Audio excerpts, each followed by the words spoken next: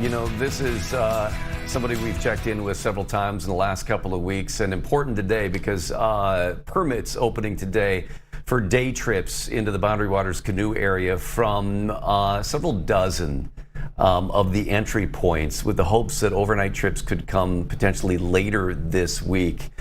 So I know it's a busy day back in the office for Clare Shirley up at Sawbill Canoe Outfitters. You've been so good at posting updates on your Facebook page. I saw yesterday you were blueberry picking out here with some free time you had before it was back in the office today.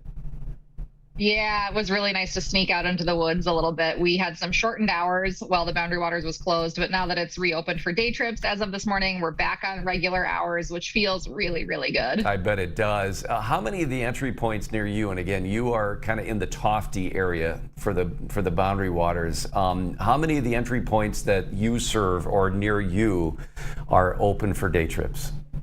Yeah, most of them, all but two. So we're located right on the Sawbill Lake entry point. So that one's open, which is nice. And then everything basically to the east of us is open too. So there's some lakes there like Baker Lake entry point, Homer Lake, Brule Lake. Those are all in our neck of the woods, as it were. There's a couple that are still closed, although they're expecting to hopefully open those for overnight camping, as well as all the ones that are open for day use right now, hopefully later this week. They're thinking on the 30th. We're expecting to hear from the Forest Service today on whether or not that's going to be possible, but we are cautiously optimistic. So things moving in the right direction now after a rough couple of weeks. In terms of, the rest of the Boundary Waters, I mean, there's so many entry points, it's such a large area. Is there any way you can give us a perspective on what areas are opening and what may take longer to open? Yeah, so if you think about the Boundary Waters, there's a couple of like distinct areas. So there's like Ely is far over on the western side. The Gunflint Trail comes up on the far eastern side, and then the Sawbill area is kind of along the southern edge. So they're opening really along the southern edge and like midway up the Gunflint Trail, which makes sense because there's sort of one fire that came down towards the top of the Gunflint Trail from Canada, and then most of the fires are pretty far west, over like north and northwest of Ely area. Okay. The firefighters are making great progress on a lot of those fires. There's containment numbers now that are being, increased every day, which is what we want to see. We're getting a little bit of rain. The weather's mostly cooperating. So yeah, lots of positive movement, not totally out of the woods yet, but this is great progress to have the Sawbill area and mid Gunflint Trail open, hopefully for overnight use later this week. And then we can hope to see some increased openings over towards Ely as those fires really get tamped down too. So beginning the day use permits today, I mean, how many permits, how many people are you serving just today and the next few days on those day trips? Yeah, not a ton. It does take a little while for people to start showing back up in the area too. It's not quite the same as when they shut everything down. It's like a spigot and everybody just leaves. Turning it back on again takes a little bit of time. So it's still pretty quiet around here this morning. It rained last night, so we had kind of a rainy morning, although listening to how hot it is down by you guys, oh my gosh, it's 70 up here right now. 70. So if you want to escape the heat, come find us. It feels great.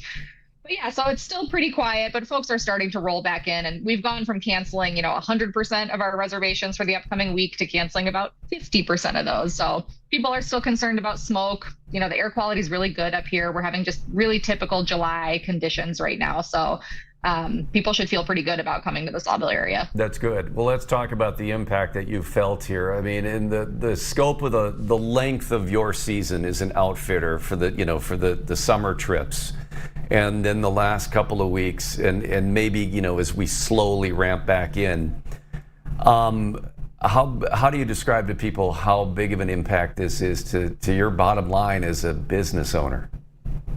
Yeah, it's huge. I mean, it's hard to understate it. And there are certainly still businesses like mine that are in more prolonged closure areas, like in the Ely, town of Ely and up at the end of the Gunflint Trail. So we're still advocating for those folks and trying to find ways to help them weather through this.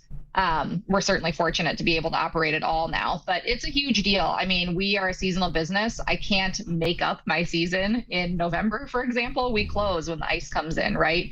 And we're limited by how many permits there are per day on each entry point. I'm limited by how many campsites I have and how many canoes I own. So typically in August, we're pretty fully booked. So even if I end up with a fully booked August this year, that's still just kind of like would be baseline normal, and we can't make up for a lost July.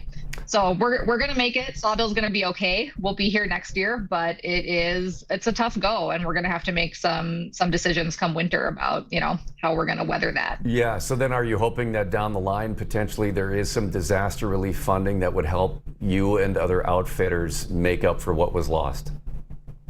Yeah, and we'll see, what that ends up looking like. And certainly none of us really want that per se. What we all really want is just to be able to get back to work and to do our jobs. We love what we do.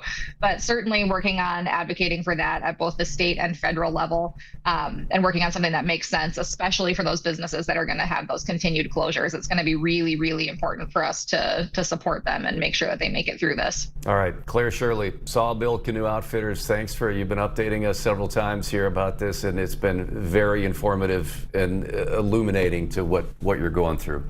So we really appreciate it. Yeah, no problem. We're happy to do it. All right, and hope you get busier. Me too. That's the goal. All right, we'll talk to you again, I hope.